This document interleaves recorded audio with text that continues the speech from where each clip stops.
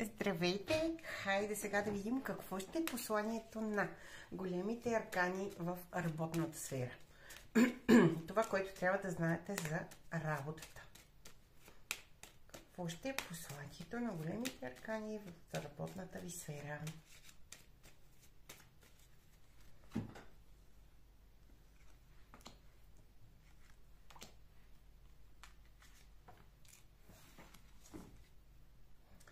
Добре, най-отдолу става звездата, което значи, че определено ще имате шанс това, което искате, това, за което си мечтаете, това, за което се борите, така ще ви се даде шанс да може във времето да се изпълни. Я обаче да видим тук.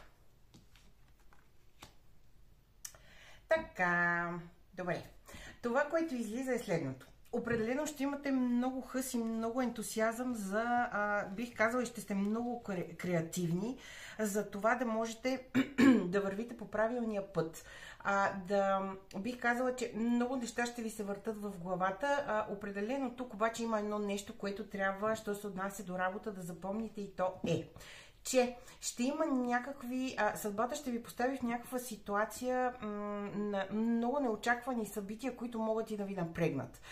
Тоест, вие ще вървите по някакъв път, по който ще сте си направили план, но този план няма да се случи идеално по начина, по който е във вашата глава в момента. Тоест, но да знаете, че това, т.е. нещо ще се промени, но да знаете, че това, което ще се промени, всъщност ще бъде за ваше добро. Това ще е нещо, което всъщност ще ви спаси от нещо друго.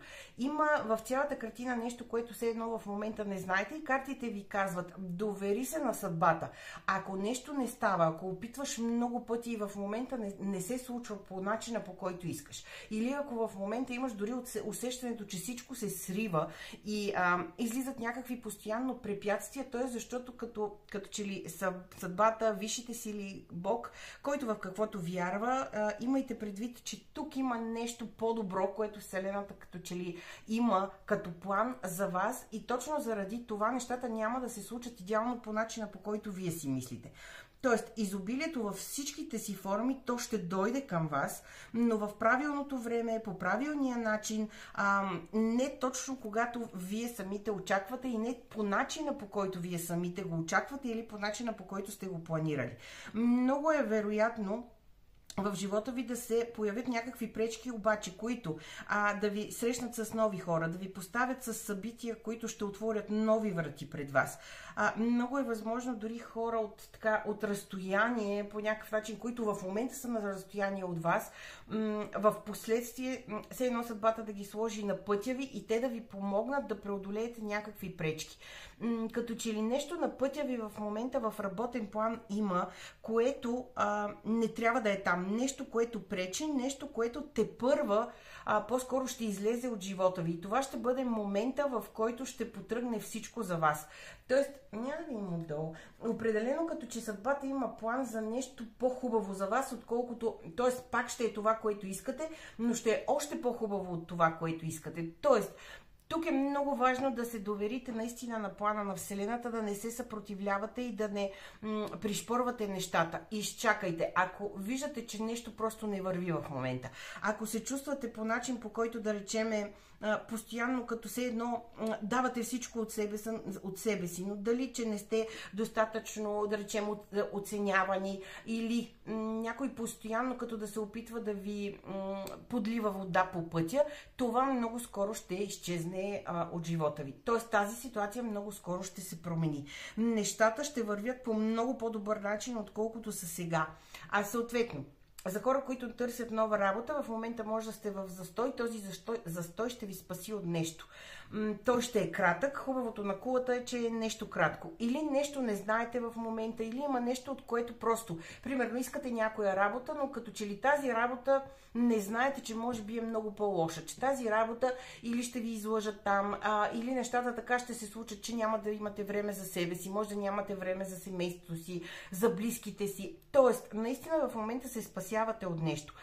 За тези от вас, които на същото работно място, примерно, искат по-високо заплащане, или това да са на по-висока в иерархията на някаква по-висока позиция, това, което трябва да знаете, че ще се случи много неочаквано.